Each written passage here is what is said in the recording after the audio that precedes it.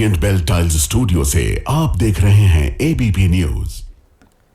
नमस्कार, मैं हूं चित्रा त्रिपाठी। शाम के 5 बजने वाले हैं। एबीपी न्यूज पर वक्त हो चला है सबसे बड़े डिबेट शो महादंगल का। बिहार में चुनाव से पहले नीतीश सरकार ने अपना आखिरी बजट आज पेश किया। वित्त मंत्री सम्राट चौधरी ने 3,17,000 करोड़ का बजट आज विधानसभा में पेश किया है। इस बजट में कई योजनाओं की बातें कही गई हैं। एयरपोर्ट से लेकर छठ पूजा पर होम स्टे की सुविधा और हर जिला मुख्यालय को पटना से जोड़ने के लिए 4 लेन हाईवे तक का जिक्र है। इसके अलावा महिलाओं के लिए भी कई योजनाओं की बात विस्तार से की गई है। लेकिन बजट में जिस घोषणा का इंतजार किया जा रहा था उसके बारे में कुछ नहीं कहा गया। मैं बात कर रही हूं महिलाओं के लिए कैश ट्रांसफर स्कीम की।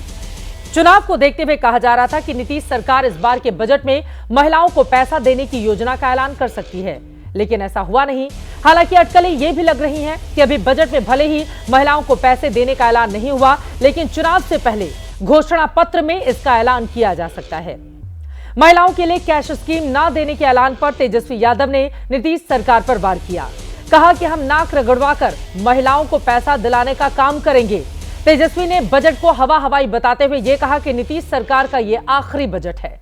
ऐसे में आज के महादंगल में पूछेंगे, क्या महिलाओं को कैश ट्रांसफर के मामले में यह बजट झांकी है और घोषणा पत्र में ऐलान अभी बाकी है? क्या महिलाओं को सौगात से बनेगी नीतीश की बात? और सवाल यह भी कि बजट हवा हवाई या नीतीश सरकार के लिए आसान बनाएगा चुनावी लड़ाई? कई ऐसे सवाल हैं जिसको लेकर चर्चा होगी, लेकिन महादंगल में बहस के सिलसिले की शुरुआत करें उसके पहले वार पलटवार का यह दौर देखिए।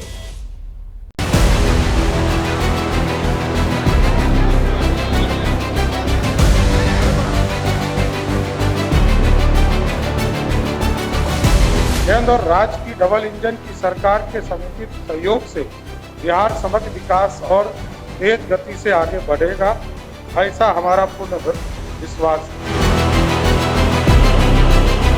जमीनी सच्चाई कुछ और है, वास्तविकता कुछ और है। पुरानी बातें दोहराई गई हैं। हर ब्लॉक में स्टेडियम बनेगा, आज तक नहीं बना। पुरानी बातें जो 5 घंटों में जो है पटना पहुंचेंगे, लेकिन स्थिति क्या है, पुल पुलिया टूटता रहता है, फिर भी किसी पे कार्रवाई नहीं होती। जहाँ 23,000 करोड़ का बजट लालू जी की खटारा सरकार में थी, लालू जी ने और राबड़ी जी ने बिहार को खटारा बना दिया था, उसको बिहार के मुख्यमंत्री नीतीश कुमार जी ने समृद्ध बिहार बनाया। ये इन लोगों का आखिरी बजट। अब ये लोग दोबारा सत्ता में आने वाले लोग नहीं। नाक रगड़वा करके भी करवाना पड़े तो महिलाओं के खाते में उनको आर्थिक न्याय दिलवाने का काम हम लोग जरूर करेंगे। ये पूरी तरीके से बेकार का बजट है, बिहार के हित में नहीं है। 7 निश्चय की बात करते थे, 7 निश्चय का बताओ कौन सा योजना सफल है?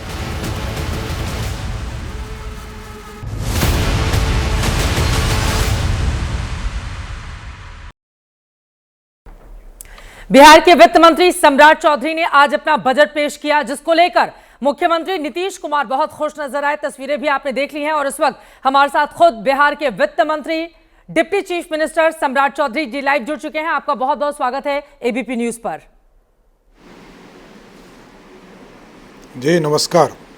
सम्राट जी, सबसे पहले तो हमारे दर्शक आपसे ये जानना चाहेंगे, आपने बजट पेश किया, उसके बाद मुख्यमंत्री नीतीश कुमार ने जमकर आपकी पीठ थपथपाई, कान में कुछ कहा भी। क्या कहा, हमारे दर्शक जानना चाहते हैं, क्योंकि वो तस्वीर सोशल मीडिया पर बड़ी वायरल हो रही है।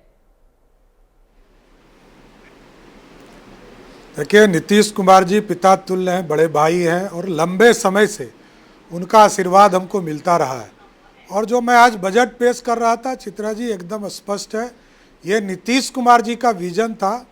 जो खटारा बिहार, लालू और राबड़ी ने जिस बिहार को खटारा बना दिया था, उसको आज नीतीश कुमार जी ने 3,17,000 करोड़ का एक समृद्ध बिहार बनाने का काम किया। ये उनका प्रतीक था, ये नीतीश कुमार जी का नेतृत्व था, जिसके चलते आज इतना बड़ा बजट मैंने पेश किया। इसलिए नीतीश कुमार जी आशीर्वाद देते रहे, यही कामना भी करता हूँ। पिता तुल्य हैं, बड़े भाई हैं, आशीर्वाद मिलता रहे उनका। वो तो तस्वीरों में दिख रहा है कि पूरा का पूरा आशीर्वाद आपको प्राप्त हो रहा है, लेकिन आप कह रहे हैं कि खटारा बिहार आरजेडी सरकार ने बनाया था, आप उसको बेहतर करने की कोशिशों में लगे हुए हैं। लेकिन एनडीए सरकार को खटारा सरकार बोल रहे हैं तेजस्वी यादव, ये कहते हुए कि ये आप लोगों का आखिरी बजट रहने वाला है बिहार में। देखिए, उनके आदरणीय माता पिता जी लालू जी और राबड़ी जी 9 चुनाव हारे और तेजस्वी यादव जी 3 चुनाव हार चुके हैं। तो जनता तय करेगी ना कि कौन विकास कर रहा है, कौन समृद्धि की ओर ले जा रहा है। नीतीश कुमार जी ने यहाँ के महिलाओं के उत्थान के लिए, यहाँ के इंफ्रास्ट्रक्चर के लिए, यहाँ के छात्रों के विकास के लिए, यहाँ के ई गवर्नेंस के लिए, यहाँ के नौजवानों की चिंता करने का काम किया। 10 लाख सरकारी नौकरी का वादा किया था, अभी तक 10 लाख सरकारी नौकरी वादा पूरा कर चुके हैं। 10 लाख रोजगार की बात की थी, 30 लाख पूरा कर चुके हैं। और मैंने तो मुख्यमंत्री जी से आग्रह किया है कि ये 46 लाख के जगह पर आप अब 50 लाख की घोषणा कीजिए कि चुनाव के पहले हम 50 लाख नौजवानों को बिहार में रोजगार देने का काम करेंगे।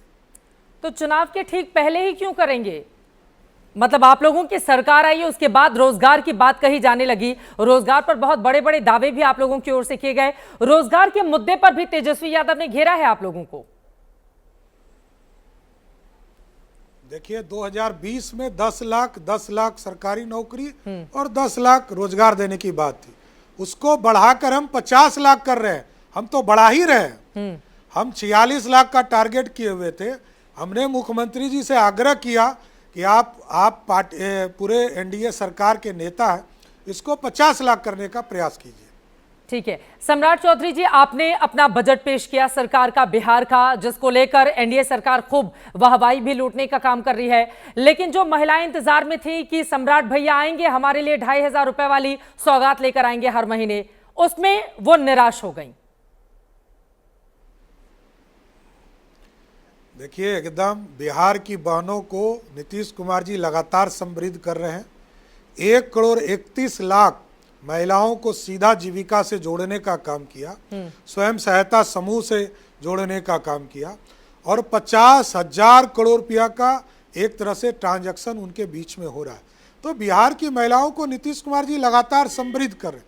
और इसके साथ साथ आप जान लीजिए कि बिहार में सबसे ज़्यादा पुलिसकर्मी, यदि पूरे देश में सबसे ज़्यादा महिला कहीं है तो बिहार में।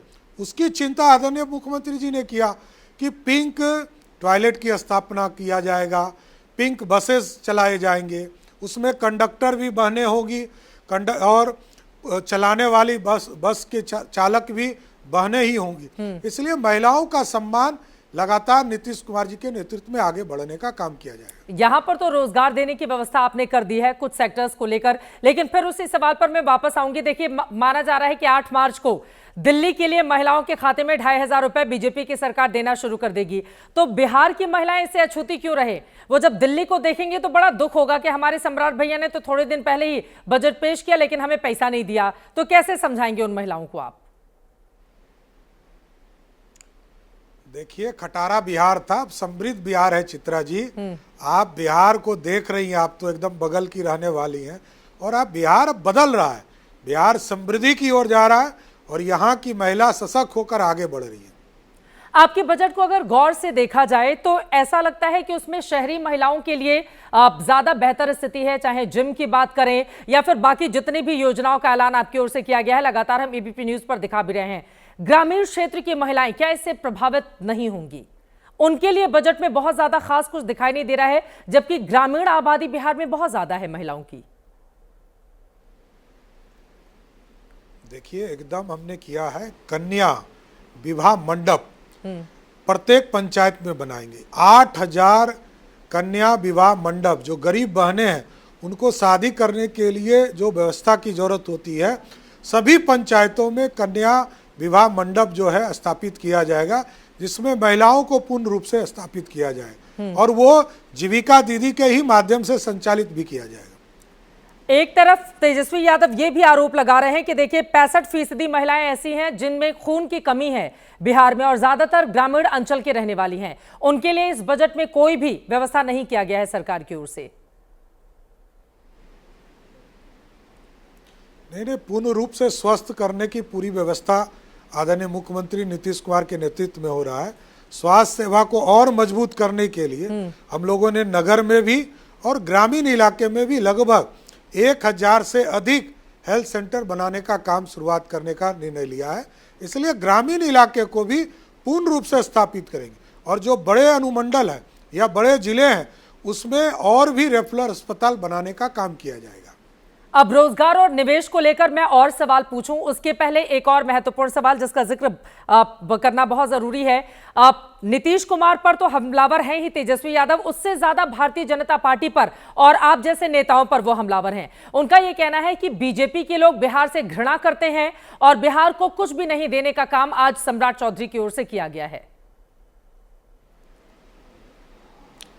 देखिए, बीजेपी के लोग प्यार मोहब्बत इसी मगध से करते हैं। मोदी जी आए थे, नालंदा यूनिवर्सिटी स्थापित किया। मोदी जी आए, विक्रमशिला यूनिवर्सिटी की स्थापना का रास्ता आगे बढ़ाने का काम किया। 4 green airport, green field airport निर्माण का रास्ता खोलने का काम किया। 7 छोटे एयरपोर्ट का निर्माण का रास्ता खोला और 5 एक्सप्रेसवे, कलकत्ता से आपको हल्दिया से लेकर रक्सौल तक, गोरखपुर से आपको सिल्लीगुड़ी तक सारे एक्सप्रेसवे खोलने का रास्ता आदरणीय प्रधानमंत्री ने किया है। और बिहार के मुख्यमंत्री नीतीश कुमार जी लगातार बिहार के विकास के लिए पूरी तरह ये लगे हुए हैं। और आप सोचिए कि 23,000 करोड़ का लालू राबड़ी का खटारा बिहार, उस बिहार को आज 3,17,000 करोड़ का बजट बनाकर बिहार को समृद्ध बिहार बनाने का काम आदरणीय नीतीश कुमार ने किया है। आप बार बार समृद्धि की बात कर रहे हैं, लेकिन रोजगार के मुद्दे पर और पलायन एक बहुत बड़ी समस्या है बिहार की। ये बताने की जरूरत नहीं है, आंकड़ों की बाजीगरी में नहीं फंसेंगे। देश के किसी भी हिस्से में जाओ, बिहार के लोग वहां पर मजदूरी करते हुए आपको दिखाई दे जाएंगे। पलायन को रोकने के लिए, रोजगार के लिए और खासतौर से महंगाई कम करने के लिए आपके बजट में सम्राट जी आपने क्या प्रावधान किए हैं? इस मुद्दे पर विपक्ष सबसे ज्यादा आपको घेर रहा है। देखिए, पूरी तरह यहाँ के किसानों को एक तरह से समृद्धि देने के लिए सभी प्रखंड स्तर पर हम लोगों ने 534 ब्लॉक में कोल्ड स्टोरेज स्थापना का निर्णय लिया है। तरकारी केंद्र, जिस तरह सुधा का दूध हम उपलब्ध कराते हैं, उसी तरह तरकारी का केंद्र भी सभी प्रखंड स्तर पर करेंगे। और कल तक मैं आपको चित्रा जी बताना चाहता हूँ कि जिस नॉर्थ बिहार में हम सोचते थे कि फ्लड फाइटिंग करेंगे, आप गोरखपुर के इलाके से आती हैं, आपको खुद एहसास होगा कि फ्लड फाइटिंग का काम होता था। आज एनडीए की सरकार वहां सिंचाई की व्यवस्था कर रही है। और जिस बिहार में 1,92,000 क्यूसेक पानी 2008 में छोड़े गए थे, तो 16 जिले में 14 जिले बाढ़ प्रभावित हो गए थे। बिल्कुल। आज पिछले साल 2024 में जब बाढ़ आया और 6.5 लाख क्यूसेक पानी छोड़े गए, तब भी मात्र 12 पंचायत में पानी आए। हम समृद्धि की ओर जा रहे हैं और हमारे यहाँ किसान अब सिंचाई का काम उत्तर बिहार में कर रहे हैं। वित्त मंत्री जी, अब आपको कहीं जाना है मुझे पता है, तो आखिरी सवाल मैं ले लेती हूँ। हाल के दिनों में सबसे ज्यादा चर्चा इस बात की हुई कि बीजेपी के नेता नीतीश कुमार को लेकर बहुत सहज दिखाई नहीं देते हैं और नीतीश के नेतृत्व में चुनाव लड़ेंगे और चुनाव जीतने के बाद नीतीश ही मुख्यमंत्री बनेंगे। ये गारंटी कोई भी बीजेपी की ओर से देने को तैयार नहीं है। सम्राट चौधरी जी, नहीं, ये देखिए, ये पूर्ण गारंटी है। 1996 से नीतीश कुमार जी का नेतृत्व है। कल भी नीतीश थे, आज भी नीतीश हैं और कल भी नीतीश रहेंगे। चित्रा जी, एकदम कंफर्म रही है। अरे वो तो किसी भी पार्टी के साथ है ना, कल भी है, आज भी है, कल भी रहेंगे, लेकिन बीजेपी के साथ रहेंगे या फिर नहीं रहेंगे, ये बड़ा सवाल है। सम्राट चौधरी जी, देखिए, नीतीश कुमार जी पूरी तरह कंफर्टेबल स्थिति में बिहार को चला रहे हैं। लालू जैसे अराजकता पार्टी के साथ, आरजेडी के साथ कभी अब नहीं जाएंगे। और वो सार्वजनिक मंच से वे स्वयं भी कहते हैं बिहार उन्नति की ओर जा रहा है, डबल इंजन की सरकार चल रही, मोदी जी का आशीर्वाद बिहार को मिल रहा है। इसलिए मेरा मानना है कि नीतीश कुमार जी बिहार के विकास के लिए एनडीए के साथ रहेंगे। 2 लाइन में छोटा सा जवाब, नीतीश कुमार के बेटे को क्या राजनीति में आना चाहिए? नीतीश जी के जन्मदिन के दिन कार्यकर्ताओं ने बड़ा जेडीयू के इस बारे में मांग की है। देखिए, यह जनता दल यूनाइटेड का फैसला है और नीतीश कुमार जी का फैसला होगा। नीतीश कुमार जी के बेटे आएंगे नहीं आएंगे, ये नीतीश कुमार जी या नीतीश कुमार जी का बेटा कर सकता है। भारतीय जनता पार्टी का नीतीश कुमार जी के साथ समझौता है, जनता दल यूनाइटेड का साथ समझौता है। कोई भी आएगा उनके साथ हम खड़े हैं, नीतीश कुमार के नेतृत्व के साथ हम खड़े हैं। और नीतीश कुमार जी ने आज जमकर आपकी पीठ भी थपथपाई है। आपने जो शानदार बजट पेश किया, ये कहते हुए बहुत धन्यवाद एबीपी न्यूज से जुड़ने के लिए। और आज वित्त मंत्री अपना बजट पेश करने के बाद सीधे एबीपी न्यूज से जुड़कर वो बता रहे हैं कि बिहार को और ऊंचाइयां देने वाला ये बजट है, जो आगे आने वाले वक्त में लोगों के लिए रोजगार के साधन उपलब्ध कराएगा और महिलाओं के लिए भी कल्याण करेगा। आगे बढ़ते हुए अब हम लौटते हैं आज की चर्चा पर, लेकिन इस वक्त बड़ी खबर आ रही है, पहले उसका रुख करेंगे। बड़ी खबर उत्तर प्रदेश से आ रही है। मायावती ने बहुत बड़ा फैसला लिया है। बीएसपी की मुखिया मायावती ने फैसला लेते हुए आकाश आनंद को बीएसपी से बाहर कर दिया है। आकाश के सोशल मीडिया पोस्ट से नाराज थी मायावती। आपको बताते चले, एक के बाद एक कई सोशल मीडिया पोस्ट करके बहन मायावती लिख रही हैं कि बीएसपी की ऑल इंडिया की बैठक में कल स्ट्रीक आकाश आनंद को पार्टी हित से अधिक पार्टी से निष्कासित, अपने ससुर अशोक सिद्धार्थ के प्रभाव में लगातार बने रहने के कारण नेशनल कोऑर्डिनेटर सहित सभी जिम्मेदारियों से मुक्त कर दिया गया, जिसका उसे पश्चाताप करके अपनी परिपक्वता दिखानी थी। लेकिन इसके विपरीत आकाश ने लंबी चौड़ी प्रतिक्रिया दी और उस पर पछतावे व राजनीतिक मैच्योरिटी का नहीं बल्कि उसके ससुर के ही प्रभाव वाला ज्यादातर स्वार्थी, अहंकारी और गैर मिशनरी है। बहुत लंबा चौड़ा पोस्ट उनकी ओर से किया गया है और लिखती है, मैं पार्टी से निष्कासित करती हूं उनको। इस वक्त विशाल मेरे सहयोगी जुड़ चुके हैं ज्यादा जानकारी के साथ। विशाल, बहुत बड़ा फैसला मायावती का अपने भतीजे को लेकर। बिल्कुल चित्रा, देखिए आकाश आनंद को अब बसपा से ही बाहर निकाल दिया मायावती ने। कल उन्हें नेशनल कोऑर्डिनेटर के पद से हटाया था, लेकिन जिस तरह से आकाश आनंद ने अपने सोशल मीडिया पोस्ट पर यह कहा कि उनका यह संघर्ष जारी रहेगा, उससे मायावती काफी नाराज दिखाई दे रही हैं। और साफ तौर पर उन्होंने अपने पोस्ट में लिखा कि आकाश आनंद अपने ससुर अशोक सिद्धार्थ से ज्यादा प्रभावित हैं और इसलिए उनको अब बसपा से भी बाहर कर दिया गया है। यानी कि आकाश आनंद, जो कि मायावती के उत्तराधिकारी होने के लेकर चर्चाएं बनी रहती थी कि मायावती के उत्तराधिकारी यही होंगे, अब हालात ऐसे हो गए हैं कि पहले उनको पद से हटाया और अब पार्टी से बाहर का रास्ता दिखा दिया है। कहीं ना कहीं इसके पीछे आकाश आनंद के जो पिछले कुछ बयान रहे थे, उनसे भी मायावती नाराज बताई जा रही थी। कुछ ऐसे नए कदम आकाश आनंद बसपा में उठाना चाहते थे जो मायावती को पसंद नहीं आते थे, उसके चलते भी मायावती काफी नाराज रहा करती थी। और आखिरकार अब हालात यहाँ तक पहुंच गए कि आकाश आनंद को पार्टी से बाहर का रास्ता दिखाना पड़ा। हालांकि मायावती को 2-3 चीजें और भी पसंद नहीं आती थी, खासतौर पर सोशल मीडिया और मीडिया में जो इनकी पूरी टीम रहती थी आकाश आनंद की, वो जिस तरह से प्रचार प्रसार में जुटी रहती थी, वो मायावती का ये मानना रहता था कि मीडिया और सोशल मीडिया से दूर रहना चाहिए।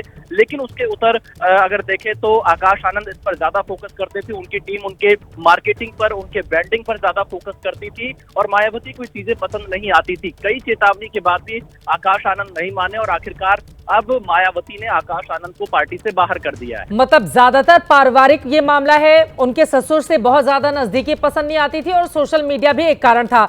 लेकिन मायावती ने दूसरी बार आकाश आनंद को बाहर का रास्ता दिखाया है। पहले भी किया था, फिर वापस बुला लिया और फिर बाहर कर दिया। तो आगे आकाश को लेकर बहन जी का दिल कभी नरम कभी गरम लगातार देखने को मिला है। विशाल, बिल्कुल चित्रा, देखिए मायावती को तो समझना बहुत मुश्किल होता है कि वो कौन सा राजनीतिक कदम कब उठा लें, लेकिन इस मामले में अगर हम देखें, जब से आकाश आनंद की शादी हुई है, अशोक सिद्धार्थ जो कि बसपा के राज्यसभा के सांसद रहे हैं, एक वक्त में पूरी पार्टी की जिम्मेदारी उनके ऊपर थी, उनसे मायावती काफी नाराज रही। और आज इस पोस्ट में भी देखा जा सकता है कि मायावती ने कहा कि पार्टी से ज्यादा अपने ससुर अशोक सिद्धार्थ के प्रभाव में आकाश आनंद नजर आ रहे हैं, इसके चलते उनको पार्टी से बाहर किया जा रहा है। तो जाहिर तौर पर पार्टी पर मायावती के बाद किसका अधिकार हो, इसको लेकर भी कहीं ना कहीं अगर चर्चा होती होगी तो वो भी एक वजह हो सकती है, क्योंकि बहुत सारे सोशल मीडिया पोस्ट पर और बहुत सारी जगहों पर इस बात का दावा किया जाता रहा है कि मायावती के अगले उत्तराधिकारी आकाश आनंद होंगे। हालांकि मायावती ने कल ही साफ कर दिया था कि उनका अब कोई उत्तराधिकारी नहीं होगा, लेकिन अब आकाश आनंद को पार्टी से बाहर निकालने का मतलब है कि बात बहुत ज्यादा बिगड़ गई है। लेकिन बार बार ये पूछा तो जाएगा ना विशाल कि मायावती जी के बाद नंबर 2 कौन है? तो अगर आकाश बाहर हो गए तो फिर ये पोजीशन किसको दी गई है? बिल्कुल चित्रा, देखिए ये बड़ा सवाल है और इससे पहले अगर पिछले घटनाक्रमों पर हम नजर डालें, ईशान आनंद की भी एंट्री हुई थी जो आकाश आनंद के छोटे भाई माने जा रहे थे।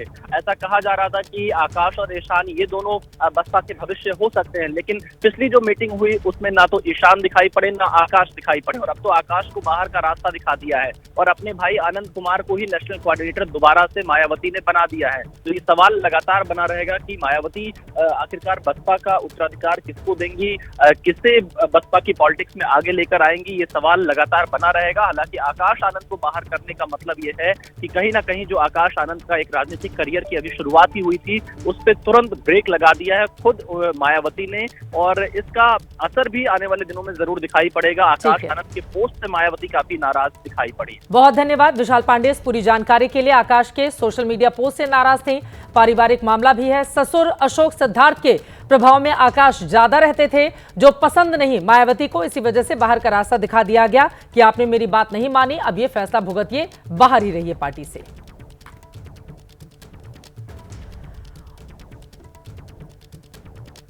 और अब उत्तर प्रदेश की सियासत से एक बार फिर से लौट कर आते हैं। बिहार में कितनी बहार है। आज बजट का ऐलान किया गया, लेकिन बजट के जरिए महिलाओं को लुभाने रिझाने की कोशिश कितनी कामयाब रहेगी भारतीय जनता पार्टी और नीतीश सरकार के लिए। वहीं दूसरी तरफ 2500 रुपए महिलाओं के खाते में कब आएंगे, अब बिहार की जनता तो ये सवाल पूछेगी। खास मेहमान हमारे साथ मौजूद हैं, उनका तारुफ कराते हुए चर्चा की शुरुआत करेंगे। के शर्मा जी, राष्ट्रीय प्रवक्ता भारतीय जनता पार्टी के, हमारे साथ जुड़ चुके हैं। अनवर पाशा जी, आप प्रवक्ता आरजेडी के हमारे साथ मौजूद हैं। अंजुम आरा, आप प्रवक्ता हैं जेडीयू की मौजूद हैं। राजेश राठौर जी, प्रवक्ता कांग्रेस पार्टी से हमारे साथ जुड़े हुए हैं। रोहित सिंह जी, युवा चेतना मंच से हैं। आप बिहार की आवाज उठाते रहे, आपका भी बहुत बहुत स्वागत है। सबसे पहले के शर्मा जी, आपसे शुरुआत करते हुए, देखिए अब तेजस्वी यादव कह रहे हैं कुछ भी हो जाए, बिहार की महिलाओं को 2500 रुपए हम दिलवा कर ही रहेंगे और तब तक लगातार मानेंगे नहीं। तो ये 2500 रुपए दिल्ली के लिए तो आपके लिए बल्ले बल्ले कर गया, लेकिन बिहार के लिए गले की फांस ना बजाए। के शर्मा जी, नहीं, मुझे समझ में नहीं आ रहा है कि वो कह रहे हैं यदि तेजस्वी यादव के दिलवा के रहेंगे इसलिए वो मान रहे हैं कि अब वो सत्ता में कभी आने वाले नहीं है। वो ये कहते कि हम देंगे, हमारी सरकार आएगी, तो बात समझ आती चित्रा जी। ये तो सीधा सीधा सा है ना कि वो पहले से ही मान रहे हैं कि हमारी सरकार, उनकी सरकार बननी ही नहीं है, तो वो हमसे मांग करेंगे। अब करना न करना है हमारा निर्णय, हम इस पर विचार करेंगे, हम उसको पूरा कैसे करना है वो भी करेंगे। लेकिन सच्चाई जवाब पर आ जाती है। ये अच्छी तरह से जानते हैं तेजस्वी यादव कि वो अपने बलबूते कभी सरकार नहीं बना सकते, और ये बात मैं बहुत अच्छे से आपको एक आंकड़े के साथ बताता हूँ। 5 चुनाव हुए चित्रा जी 2005 से कंटिन्यू, और विधानसभा की बात कर रहा हूँ, और आरजेडी 80 सीट से ज्यादा सीट वहां नहीं जीत पाई है 243 में। 80 सीट से ज्यादा, एक भी सीट ज्यादा नहीं जीती। इनसे ज्यादा तो भारतीय जनता पार्टी जीती है। भारतीय जनता पार्टी 92 सीट जीत चुकी है, जेडीयू तो 115 जीत चुकी। तो 5 चुनाव का ट्रैक रिकॉर्ड है। क्यों नहीं जीतती? क्योंकि जनता के अंदर इनकी विश्वसनीयता ही नहीं। आज की डेट में भी देखेंगे तो बिहार की सबसे बड़ी पार्टी भारतीय जनता पार्टी है, यदि मैं आंकड़ों में अब मैं पूछ रही हूँ 2500 रुपए कब आएंगे, तो आप गिरा दीजिए कि इतनी सीटें हमारे पास थी। भैया दिल्ली में भी तो आप लोग 3 सीटें 8 सीटें जीत रहे थे, इस बार जीते ना 48। तो जनता कब किसको सर माथे पर बिठाए, कब किसको बाहर कर दे कहा जाए। मैं पूछ रही हूँ बीजेपी जेडीयू की सरकार 2500 रुपए कब देने जा रही है के शर्मा जी बिहार की महिलाओं को? नहीं, ये क्या घोषणा है? नहीं, मुझे एक बात समझ में नहीं आ रहा है कि मैं जो आपको आंकड़े बताया, ये पिछले 20 साल 25 साल का आंकड़ा बता रहा हूं। 20 साल से भारतीय जनता पार्टी और जेडीयू की गठबंधन को क्यों दे रही है वहां की जनता बहुमत? क्यों जिता रही है? क्यों नहीं इनको जिता रही? हाँ, ये इसीलिए क्योंकि बिहार की जनता को पता है कि यदि हमारा कोई विकास करेगा, यदि हमें कोई नए विकास की ओर ले जाएगा, तो वो भारतीय जनता पार्टी ले जाएगी और उसके गठबंधन ले जाएगी। उसके अलावा जो है उनको ये भी पता है कि यदि हमने आरजेडी को दिया तो ये तो फिर वही घर भरना है। इनके यहाँ तो एक परिवार की पार्टी है जिसको भ्रष्टाचार के इतने आरोप जिनके ऊपर लगे हो, कोई भी जो है बिना उसके बचा नहीं है जेल बेल से, उनको जनता वहां चुनेगी, इनको इनके हाथ में देगी, तो फिर ये वही हाल होंगे। अभी बेचारे घूम ही रहे हैं ना बेल पे, अभी भी तो आना ही है डेट पे इनको। हाँ। लालू प्रसाद यादव एक ऐसे नेता हैं देश के जो एक मुखिया का भी चुनाव नहीं लड़ सकते। आप ये सोचिए क्यों नहीं लड़ सकते? क्योंकि वो सजायाफ्ता है भ्रष्टाचार के मामले में। एक मुखिया का चुनाव नहीं लड़ सकते वो।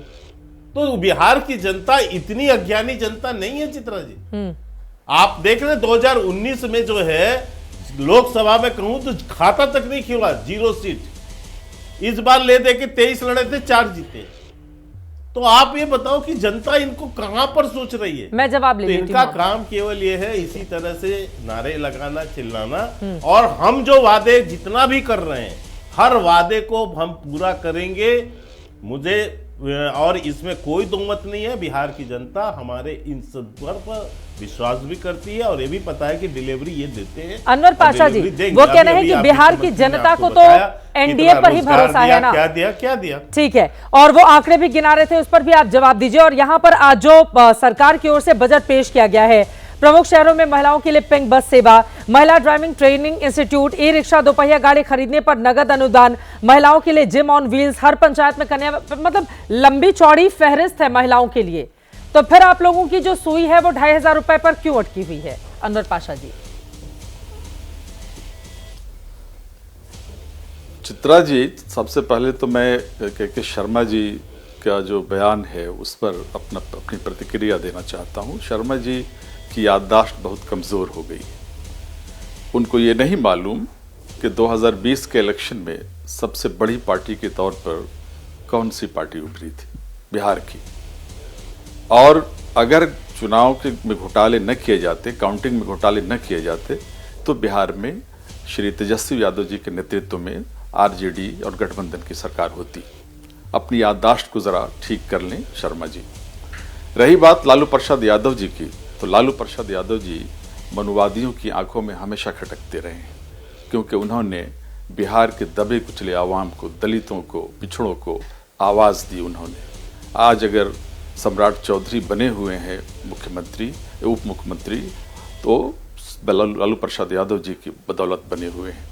आज अगर नीतीश कुमार जी मुख्यमंत्री बने हुए हैं 20 वर्षों से, तो लालू प्रसाद जी की जो राजनीति रही है उस राजनीति के कारण वो बने हुए हैं।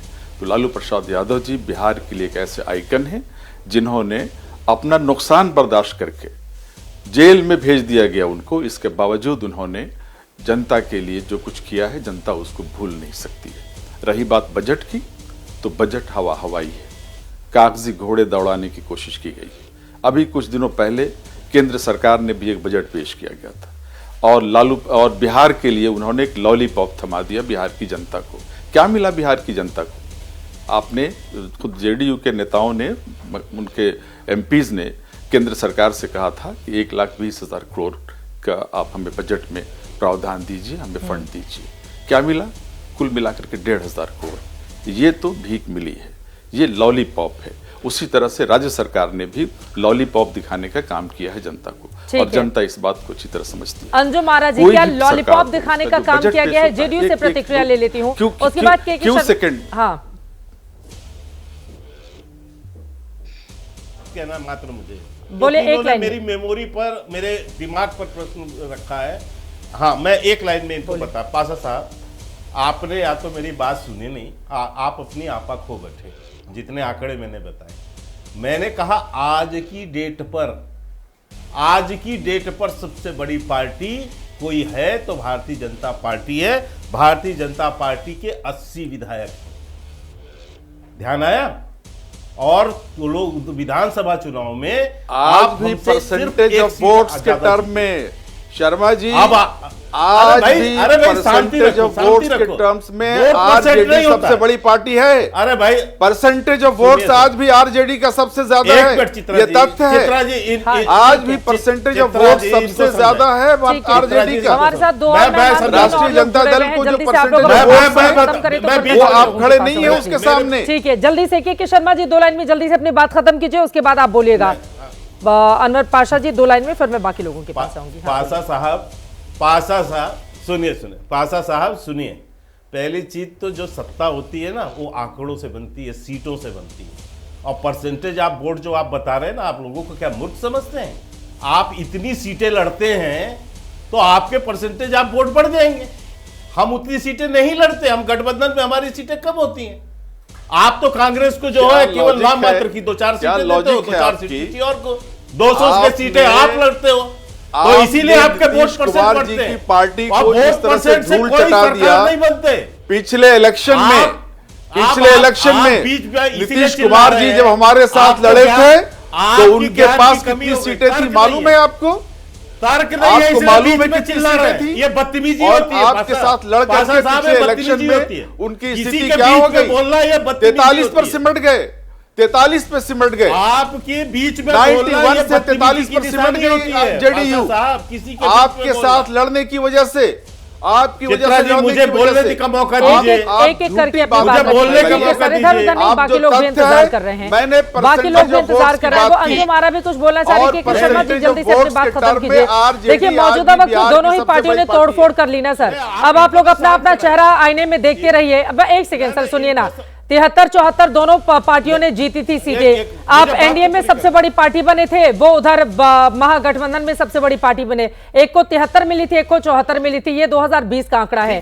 एक ने वीआईपी में तोड़फोड़ कर दी और दूसरे ने एमआईएम में तोड़फोड़ कर दी। अब पीठ थपथपाते रहिए कि हमारे पास सबसे ज्यादा विधायक हैं। मेन मुद्दे पर आते हैं ना, बजट पर के शर्मा जी, जल्दी से अपनी बात खत्म करें, बाकी लोगों के पास जाना है। चित्रा जी, मैं उसी पर आ रहा हूं, मैं उसी पे आ रहा हूं, मैं उसी पे आ रहा हूं। देखिए, जब मैं कह रहा हूं कि आपके किसी के पास तर्क नहीं होते तो यहां से वहां आपने नीतीश जी का ये कर दिया, वो कर दिया। मैं तो प्योर आंकड़े पर बात कर रहा था पासा साहब, और अभी भी चुनौती दे रहा हूं आज की डेट पे सबसे बड़ी पार्टी भाजपा है या नहीं। और इसलिए आपको और ये भी आंकड़े की बात कर रहा हूं, 80 सीट से ज्यादा जेडीयू के आंकड़े पर भी बात कीजिए। 80 जेडीयू सीट के पास से ज्यादा कितनी नहीं सीटें थी? क्यों नहीं जीत पाए जेडीयू हो? के पास कितनी सीटें थी पिछले जब हमारे 5 साथ चुनाव लड़े थे? और फिर- आपके साथ जब फिर लड़े बाद तो में कितनी चिल्ला सीटें रहे आई हो। उनकी? फिर आप चिल्ला रहे हो तो बीच अपने में। जेडीयू तमाम पर आपकी सहयोगी क्या इतनी बदतमीजी नजर क्यों करके है? आप ठीक लोग है, के ठीक है साथ सर, जो हो गए निगलने आपकी का बात। काम करते हैं। मुझे लग रहा है जेडीयू पर और इतनी इस नजर डेट अनवर में पाशा जी की जहां आपकी आपके आज अंजुम आरा गठबंधन से के जवाब ले साथी लेती हैं, हूँ, वो बहुत उनको देर से। निगलने का वो काम कुछ किया बोल रही है हैं, सुन और लेते अब बिहार में जेडीयू को निगलना चाहते हैं। ठीक है, क्या बीजेपी जेडीयू को निगलना चाहती है अंजुम आरा जी? और आज के बजट पर भी आपकी टिप्पणी। आप यही सब भ्रम में रहिए, आपको निकल जाएंगे हम। चित्रा जी, बोलिए। चित्रा आपको जी, निकल जाएंगे हम। चित्रा जी, बोलिए, सबसे बोलिए। पहले आज का जो बजट है वो और बहुत दिल्ली- ही और संतुलित बिहार की बजट है। जनता देश कर को रही है। समग्र और समेकित विकास को समर्पित बजट है। और रही बात पासा साहब जो बोल रहे थे ना, तो पासा साहब ने जो कहा कि नीतीश कुमार जी, हमारे आदरणीय नेता नीतीश कुमार जी के बारे में जो टिप्पणी किया कि लालू जी की राजनीति ने उन्हें मुख्यमंत्री बनाया, तो मैं यही कहूंगी कि रस्सी जल गई है लेकिन इनका ऐठा नहीं गया है।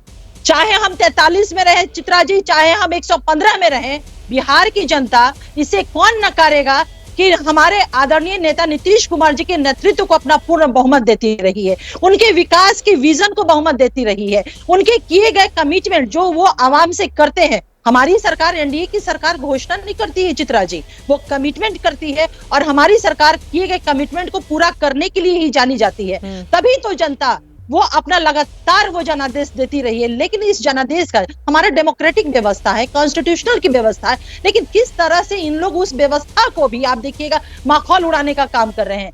लालू जी की राजनीति ने नीतीश कुमार जी को मुख्यमंत्री बनाया, लालू जी की राजनीति ने, अरे लालू जी के राजनीति ने बिहार का बेड़ा गर्क करके रख दिया, लालू जी के राजनीति को बदहाल बिहार बना दिया, लालू जी के राजनीति ने भ्रष्टाचारियों का ये एक हब बना करके रख दिया था बिहार, जिसमें चारा घोटाला, उम्र घोटाला, लैंड फॉर जो था स्कैम, जमीन के लिए घोटाला, नौकरी के लिए कितने सारे स्कैम रहे। चित्रा जी, लालू जी की राजनीति ने तो बिहार को राष्ट्रीय पटल पे शर्मसार किया, बिहार को राष्ट्रीय पटल पे बिहारी कहलाना जो कमजोर करने का काम कर रहे हैं। शर्म की बात हुआ करती थी उस दौर में, उस दौर में काम होता था। लेकिन जब से बिहार के आवाम ने 2025 सबसे ज्यादा पलायन आज है बिहार में, नीतीश कुमार जी की सबसे ज्यादा पलायन 20 वर्षों से जो हुआ है आपको वो जाता है, आपकी सरकार की राजनीति में हुआ है। अनवर पाशा जी को बोलने दें। कांग्रेस पलायन सबसे ज्यादा आपके डबल इंजन की सरकार के जमाने में हुआ है। में नहीं आ रही थी, सबसे ज्यादा पलायन, खामोश करवाइए। शिक्षा का स्तर सबसे ज्यादा गिरा है, अशिक्षा बढ़ी है, किसानों की आय में कमी आई है, किसानों की आय में कमी आई है। प्लीज सर, प्लीज अब बोलने दीजिए अंजुम आरा जी को, दोनों लोग बोलेंगे, समझ में नहीं आएगा ना, प्लीज। आय में कमी आई है, अरे अनवर पाशा कौन है इसका जिम्मेदार?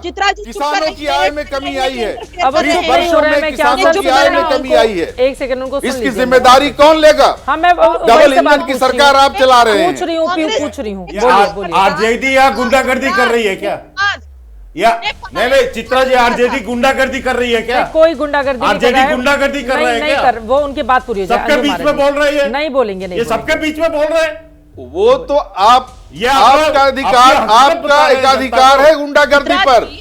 पूरे देश में गुंडागर्दी कर रहे हैं आप, और आपका एक अधिकार है अपनी गुंडागर्दी को पहले ठीक कीजिए। दल का देश ठीक कर देगा आपकी गुंडागर्दी को। 118 पार्लियामेंट के इलेक्शन में अरे अपनी अपनी बारे में बोलेंगे ना सर, उनके बारे में भी बोल रहे हैं, बीजेपी के भी बारे में बोल रहे हैं। अनवर पाशा जी प्लीज, ये तरीका तो ठीक नहीं हो सकता ना sir. Anwar Pasha ji please, Anwar Pasha ji please, एक उंगली सामने वाले पर उठा रहे हैं, 3 उंगलियां खुद पर इशारा। अनवर पाशा जी का ऑडियो डाउन कीजिए।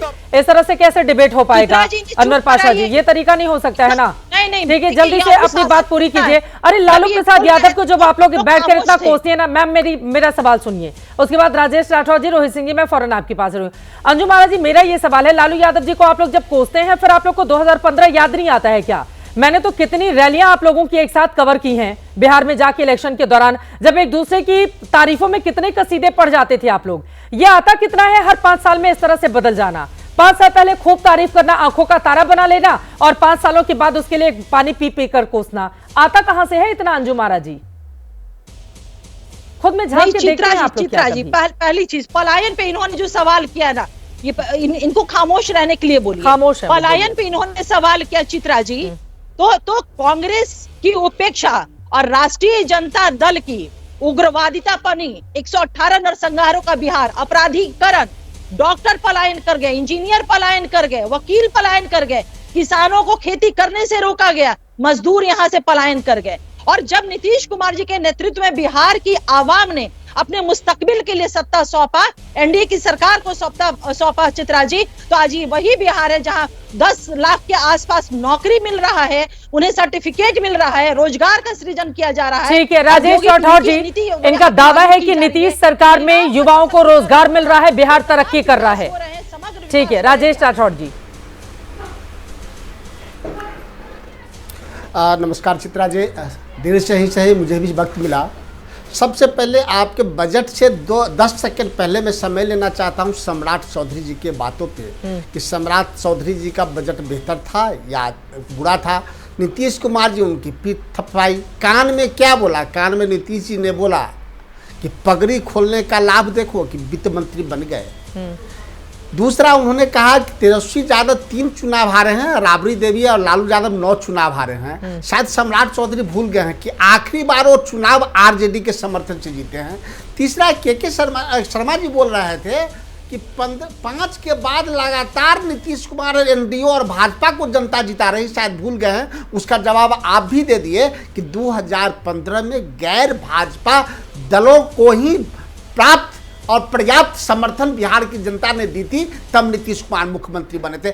हम उस पर नहीं जाते हैं, हम यहाँ जाते हैं इस बार का बजट डबल इंजन की खटारा सरकार का टमटमिया बजट था। टमटमिया बजट इसलिए हम कह रहे हैं, यह बजट एकदम दिशा विहीन इसलिए है कि यह बजट कहीं नहीं बता रहा है कि बिहार आत्मनिर्भर कैसे होगा, बिहार के राजस्व स्वयं पर आधारित कैसे होगा।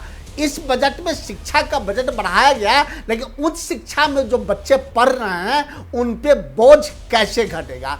इस बजट में यह कहीं नहीं दर्शाया गया है कि जो उद्योग पहले था नीतीश कार्यकाल में या उससे पहले जो बंद हो चुका है, आगे वह स्थापित कैसे होगा। इस बजट में कहीं उसका उल्लेख नहीं किया गया है कि नीतीश को जब बिहार सौंपी गई थी तो बार बार चिल्ला के कर रहे हैं, आपके पास डाटा होगा चित्रा जी, बेबाकी से इसको बोलना चाहिए कि जो स्टेट ट्यूबवेल से पानी किसानों के खेत में जाता था, नीतीश कुमार के कार्यकाल में बंद हो गया।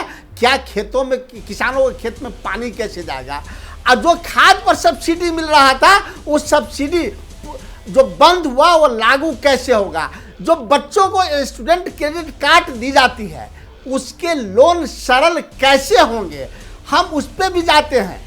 जिस प्रकार से महिलाओं पे बार बार चर्चा हो रही है कि महिलाओं के लिए बहुत को हम 2,500 रुपये पे अभी नहीं जा रहे हैं। दिल्ली सरकार तो घोषणा कर रही है, बिहार में कर रहे हैं, ये कहाँ से देंगे? उसी प्रकार से जिस प्रकार से पिछली बार नीतीश कुमार जी खुले मन से कह रहे थे कि तेजस्वी यादव कहते हैं कि 20 लाख नौकरी देंगे, कहां से देगा? अपने बाप घर से देगा। वही तेजस्वी यादव, वही कांग्रेस पार्टी अगर नीतीश कुमार के साथ गए तो वही नौकरी दिए।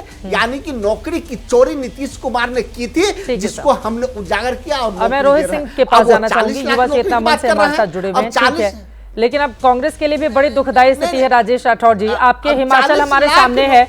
आप जरा सोचिए, वहां पर सैलरी के लिए, तमाम कामकाज के लिए मंदिरों से सरकार को पैसे मांगने पड़ रहे हैं, वहां पर यह हालात पैदा हो गया है। तो कांग्रेस के पास भी कोई मॉडल स्टेट नहीं है ना। नौकरी की चोरी, ये तो नौकरी की चोरी पर आप बोलिएगा। रोहित सिंह जी के पास बहुत देर से हमारे साथ जुड़े हैं। रोहित सिंह जी, कैसा रहा बजट आज का? ठीक है रोहित सिंह जी, ठीक है सर। नौकरी चोर है नीतीश कुमार। रोहित सिंह, पहले चुप कराइए ना इन लोगों को। आवारा मैडम, पहले चुप कराइए इन लोगों का, मीटर डाउन करा दीजिए। आवारा सरकार के महानायक लालू यादव जी के बेचारा राजकुमार तेजस्वी यादव जी के पेट में आज पानी नहीं पचेगा। इस ऐतिहासिक बजट 2025 के पतल पर आने के उपरांत राज्य के सामाजिक न्याय की धारा को सशक्त करने के लिए वित्त मंत्री सम्राट चौधरी जी ने नीतीश कुमार जी की सरकार का यह अद्भुत बजट पेश किया है। और रही बात महिलाओं के सम्मान की, तो बिहार में पिछले 20 सालों से नीतीश कुमार जी के नेतृत्व में नारी सशक्तिकरण के क्षेत्र में अद्भुत प्रयास किए गए हैं। और ये जो तेजस्वी बाबू के प्रवक्ता लोग बड़ी बड़ी बात कर रहे हैं, इनसे बिहार की जनता पूछ रही है चीख चीख के। जब जब सत्ता में लालू जी और राबड़ी जी रहे, इन लोगों ने बिहार में जो नंगा नाच किया, जो अपराध उद्योग चलाया, जिसके कारण बिहार की जीडीपी जमीन दोज हो गई, इनके बजट में क्या होता था? धन्यवाद है नीतीश कुमार जी की सरकार को और धन्यवाद है वित्त मंत्री सम्राट चौधरी जी को। अद्भुत, अविस्मरणीय, कल्पनीय और अद्भुत बजट पेश किया है, जिसमें गांव, गरीब, किसान, मजदूर, नौजवान, महिला, वंचित, वनवासी, आदिवासी, पिछड़ा, सबके विकास का मार्ग प्रशस्त होगा।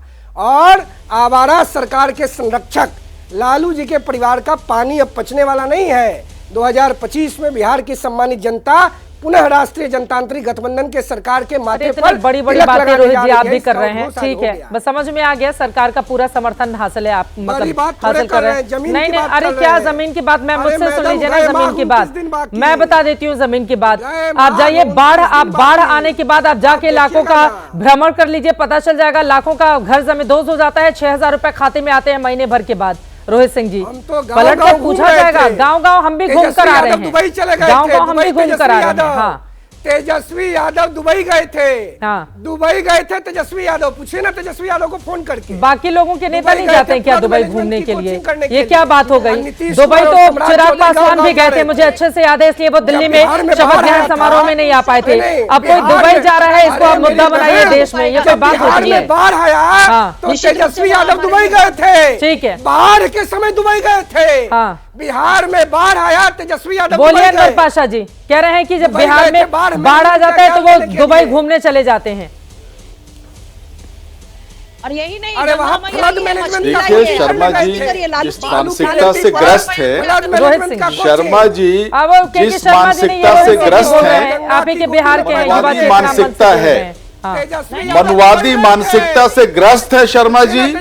और लालू प्रसाद यादव जी और तेजस्वी यादव जी को गाली देकर अगर उनकी मनवादी मानसिकता को संतुष्टि मिलती है वो जरूर गाली दे, लेकिन जनता आपकी इस मानसिकता का जवाब देगी।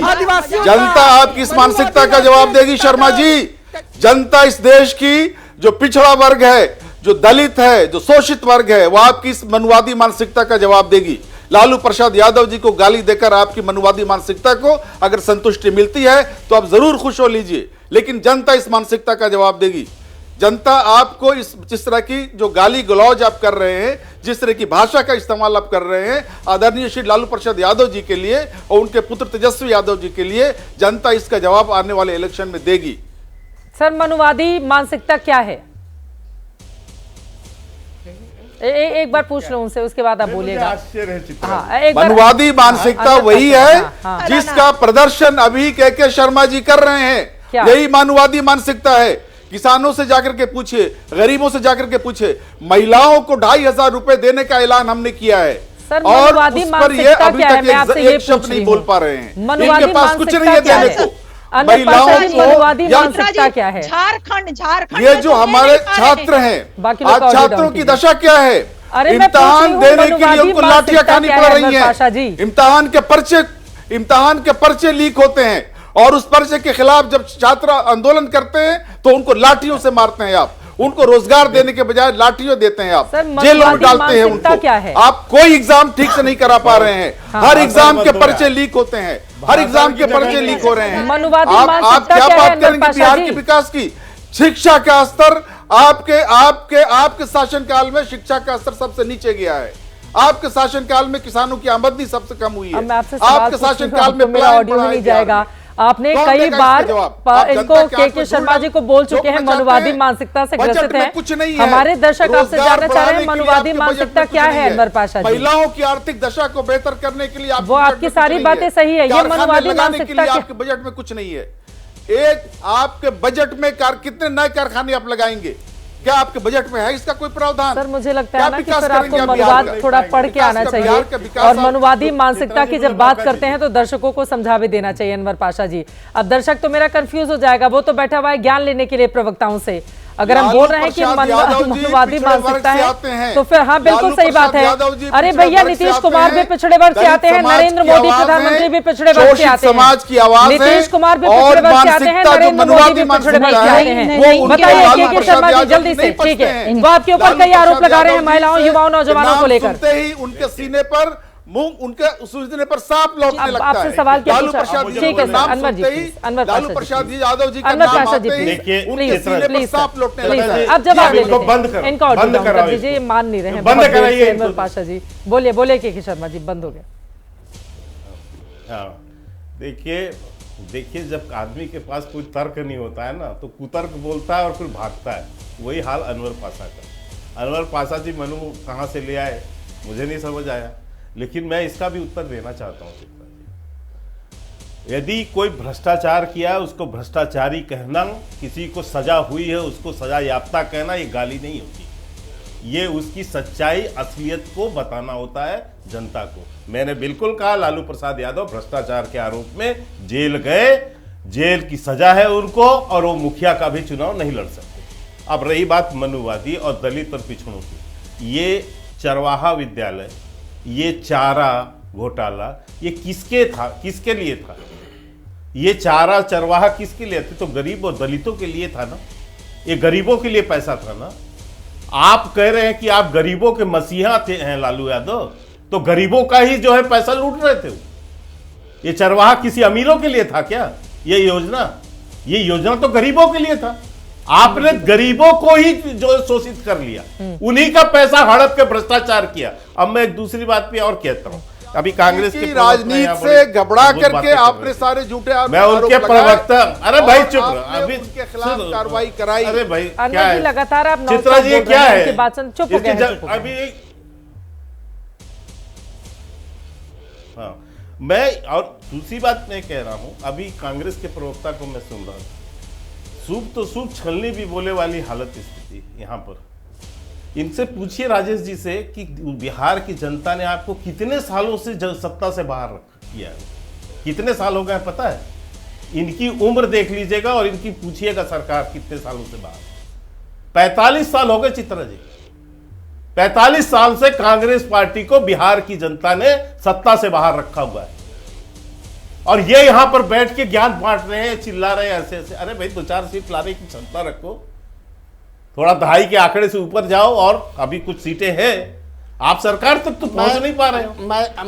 मैं जवाब और जो है यहाँ पर हमें ज्ञान दे रहे हो आंकड़ों। मैं जवाब दूं, मैं जवाब एक हाँ, लाइन सुन में लो, राजेश जी, 45 एक साल लाइन में जल्दी से नहीं, जवाब ज्ञान दीजिए, दे रहे ब्रेक हैं, के लिए मुझे सुनो, जाना है। एक लाइन में अरे जल्दी ज्ञान से। दे रहे हैं, सुनो। हाँ बोलिए जल्दी से, अपना सुनो, ज्ञान दीजिए, एक लाइन। सुनो, बोले अरे 89 में 89 अरे ज्ञान सुनो तुम यार। अरे पहले ज्ञान सुनो। 90 तक हमारी सरकार थी, और अभी 25 आने वाली है, यानी कि हम 35 साल से बाहर है। 45 नहीं, गिनती सीखो, आने वाली है। कांग्रेस अब राजेश राठौर जी नहीं आई गिनती है। चाहे जितनी भी हो, लेकिन 3 दशक से ज्यादा का समय हो गया है, उसके बावजूद पीठ थपथपा के आप उसका भी क्रेडिट ले रहे हैं कि 35 ही साल हुए हैं, 40 साल नहीं हुए सरकार से बाहर हुए। सर ये जो गजब का आत्मविश्वास है ना, आता कहां से समझ में नहीं आता है। एनीवे बहुत बहुत शुक्रिया, थैंक यू सो मच सब लोगों का जुड़ने के लिए हमारे साथ चर्चा में। कुल मिलाकर बिहार की राजनीति अपने रफ्तार से आगे बढ़ रही है। आज बजट पेश कर दिया गया, लेकिन बजट में 2,500 रुपए का जो इंतजार था वो फिलहाल नहीं मिला है। अब आगे आने वाले वक्त में क्या चुनाव के ठीक पहले घोषणा पत्र में किया जाएगा, इसका ऐलान क्या होगी आगे की स्थिति बिहार की, इस पर लगातार रहेगी एबीपी न्यूज की नजर। अभी के लिए दीजिए इजाजत। देश और दुनिया की तमाम खबरों के लिए आप देखते रहिए एबीपी न्यूज।